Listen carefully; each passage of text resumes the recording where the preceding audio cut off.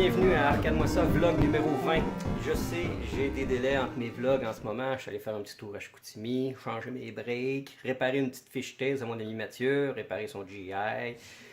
Puis me revoilà donc à fond les bananes sur la Getaway dans le dernier mille. Cette semaine, on ajuste tout. Et la première des choses à régler, c'est le fameux pin sound qui était défectueux. Ce que j'ai fait donc avec la clé USB, je l'ai reformaté. Et puis, je suis allé chercher sur le site PinSound tous les fichiers Getaway original. Je les ai mis dedans et ça a fonctionné. Désolé, j'ai fait un petit peu de travail en background. Là, j'ai vu que ça marchait. Ce que j'ai refait par la suite, j'ai réussi à trouver le package audio custom fait par Mr. Tantrum que le client avait choisi. Je l'ai downloadé, je l'ai mis sur la carte. J'ai essayé le même truc que j'avais essayé avec les fichiers originaux, c'est-à-dire toutes les décompresser d'avance sur la clé USB. Ça a fonctionné avec les fichiers originaux, mais ça n'a pas fonctionné avec ceux-là, Mr. Tantrum. Alors là, ce que j'ai, c'est une clé USB avec le fichier zip Mr. Tantrum. Je vais ouvrir la machine et je vais laisser rouler ça, semble-t-il, même jusqu'à 45 minutes que ça peut prendre. Alors là, je toucherai à rien du tout. Et on va laisser ça ouvrir et on va le laisser runner là-dessus.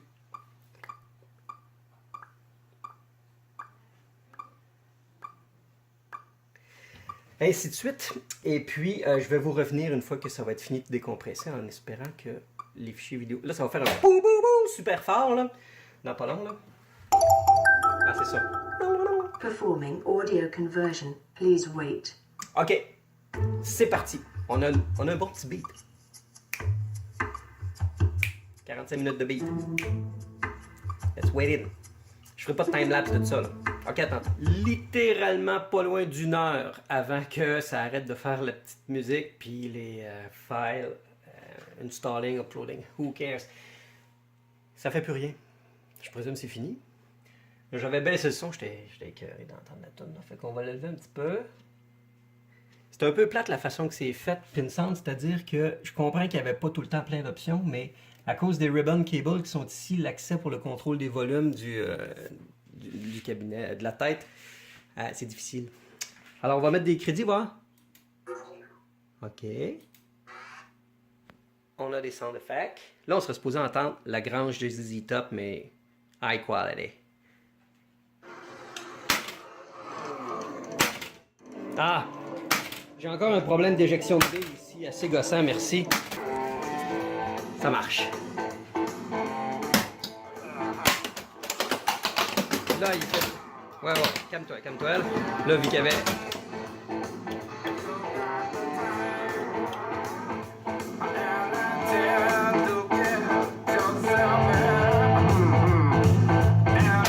Ouh! It's sounding! C'est impressionnant comment ça sonne. Alors, cette étape-là est réglée. Le pin sound fonctionne. On adresse maintenant le reste des modes. Les deux premiers modes que je veux closer rapidement, c'est la lumière de la petite voiture qui demande d'être connectée sur un socket de GI. Donc, la lumière du Donut Heaven qui, elle, est connectée sur un flasher, donc du 13 volts.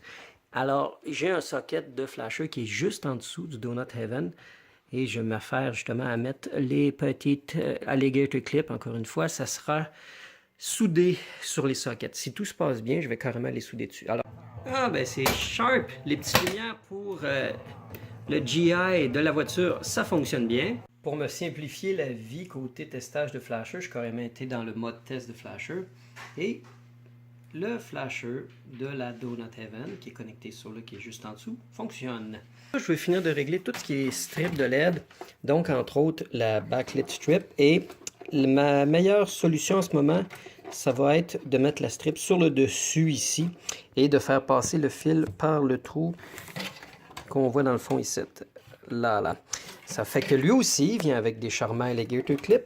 Et je vais faire une préconnexion alligator clip et si ça me plaît, je vais souder les fils eux aussi. Parce que, voyez-vous, je déteste quand il y a des fils qui dépassent de tous les bords et qui peuvent tomber à force de vibration et de choc et d'avoir à relifter le playfield pour ça. Et on a la petite strip LED du bac qui s'allume derrière ici. Et j'ai reconnecté aussi les flipper buttons qui étaient déconnectés. Hein. J'y vais vraiment au fur et à mesure, étape par étape. Alors, ça marche très très bien aussi. Alors voilà, l'effet rouge est présent, mais il y a tellement de choses à l'arrière. C'est dur d'avoir vraiment un rétroéclairage uniforme à la grandeur, mais il y a quand même, l'effet est quand même intéressant. Je trouve ça bien. Parce que je tiens à mettre la strip couchée à plat parce que, oui, il y a un autocollant à l'arrière double face, mais si je l'avais collé au-dessus ou sur le côté, à la longue, il y aurait eu des risques de décollage de la strip, puis je veux vraiment qu'elle reste là forever.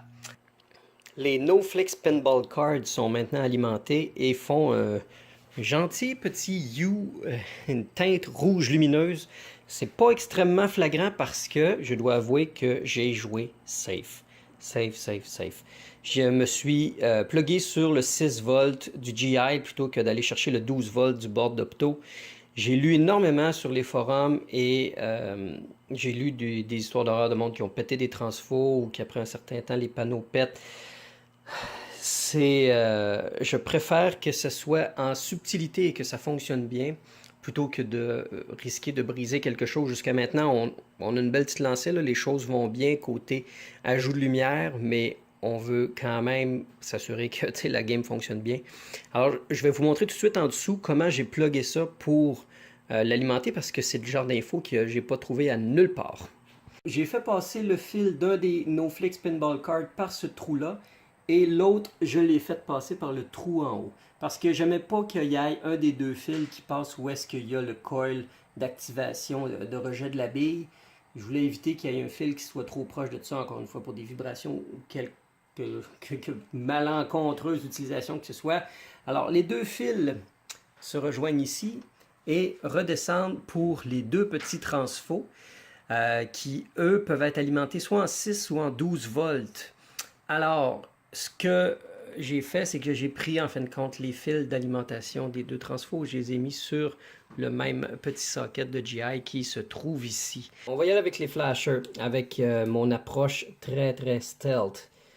Un peu invasive, mais super stealth. J'ai les meilleures intentions d'installer le flasher topper, mais pour ça, je veux être capable de rabattre la tête, travailler du dessus parce que je vais percer des trous dans la tête, ok? Oui, c'est la solution qu'on va utiliser. Mais avant ça, je me rends compte que je suis vraiment tanné d'avoir à gérer un paquet de fils qui partent de tous les sens à cause entre autres du speaker panel illumination. Alors, je me résigne à régler le back speaker panel. Pour ça, je suis en grosse gestion de filage. Comme j'expliquais, je ne peux pas me débarrasser de ce surplus de filage-là parce que le connecteur double qui va se connecter dans chacun d'eux, lui, il n'y a pas beaucoup de jeu. Alors, et j'ose vraiment pas commencer à couper ça et essayer de raboter ça, là. Parce que d'après moi, il y a une polarité là-dedans, puis je veux pas faire de test un peu trop outrancier.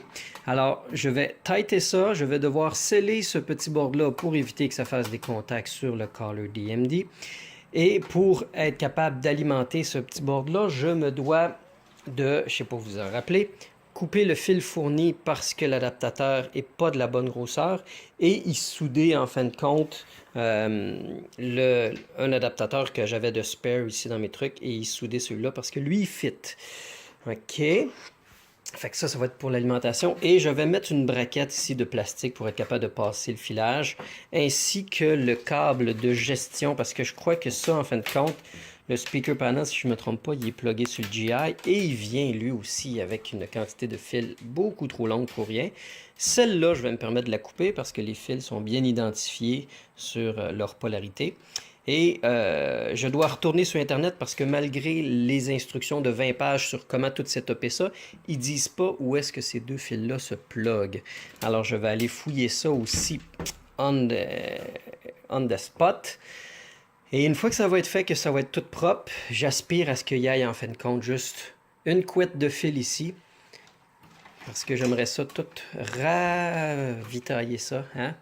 Ravitailler, oui. Tout ça ici. Et qui va avoir en fin de compte juste le ribbon cable qui lui est déjà soumis à des tensions que j'aime pas trop.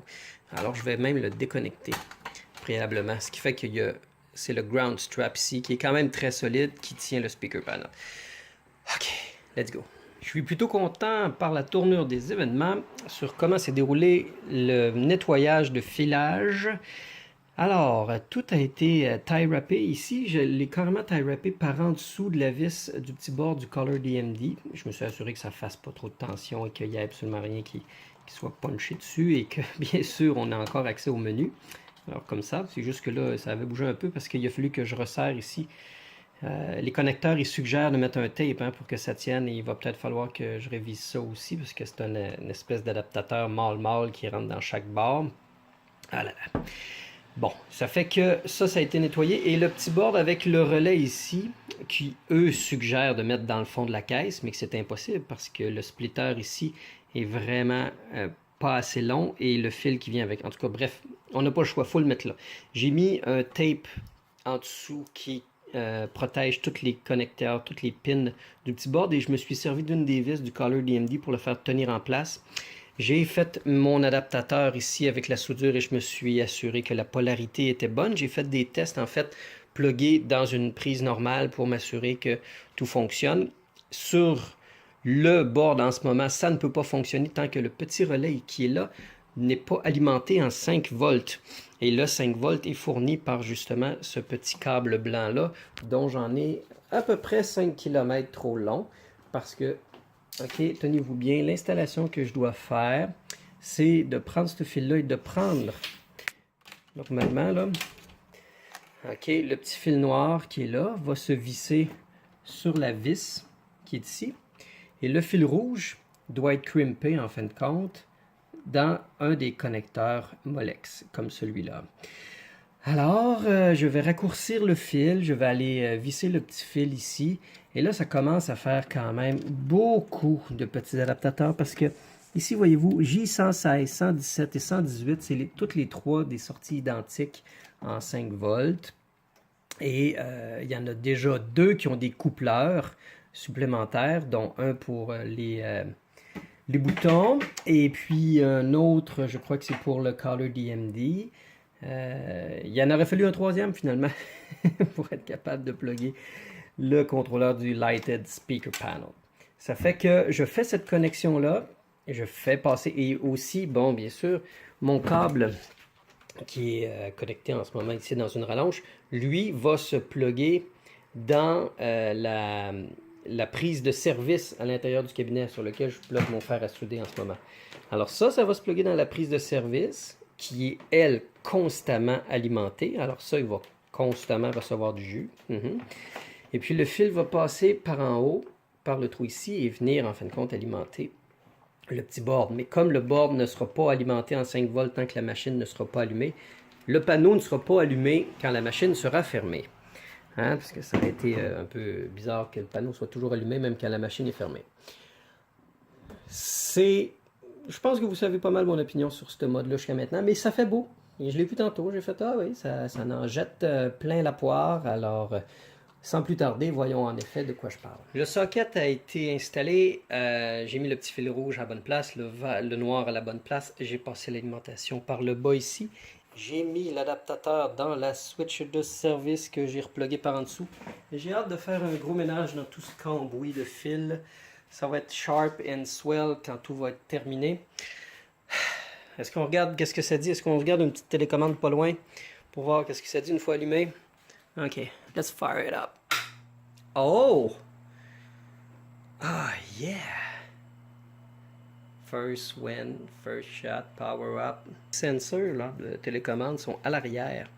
Fait que j'ai pratiquement l'impression qu'il faut aller à l'arrière si on veut les contrôler. Ça se peut-tu?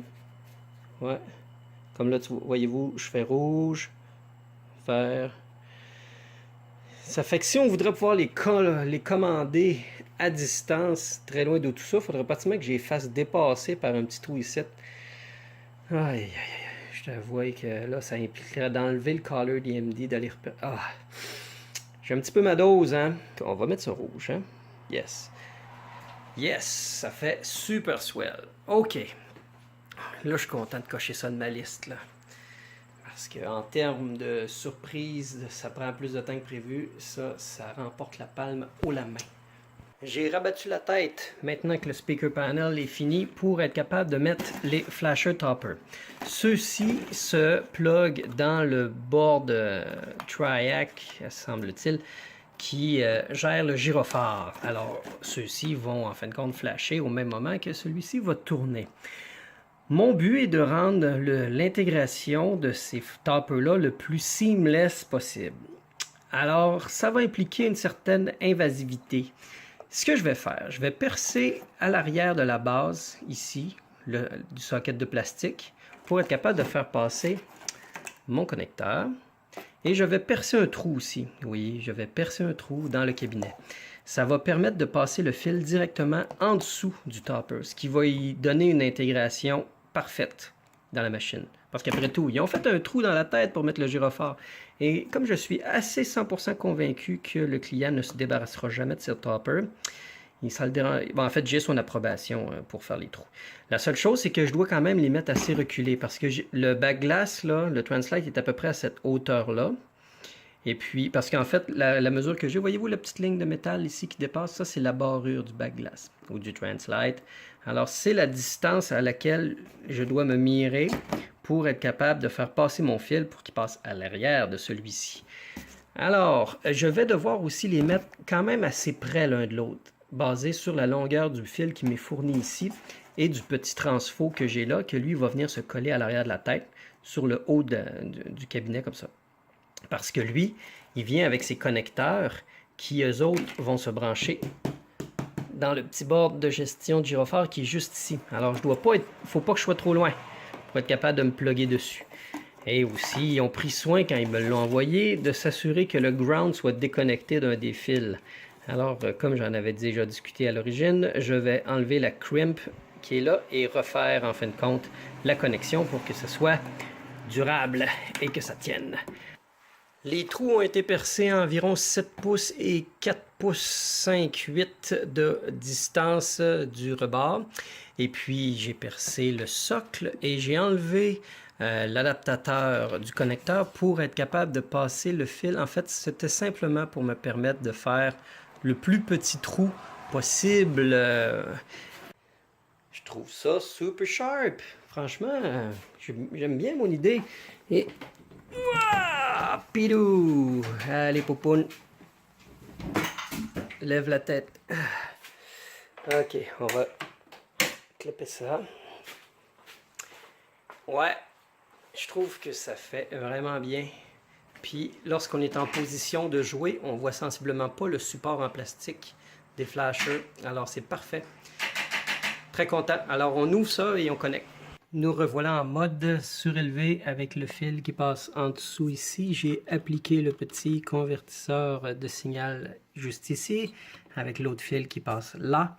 Et la connexion est assez fort simple. On prend un des adaptateurs qu'on plug dans l'adaptateur avec le Z-connector. Ça, c'est l'adaptateur original, la plug originale. Et ça, c'est la nouvelle. Donc, tout ça est plugué ensemble.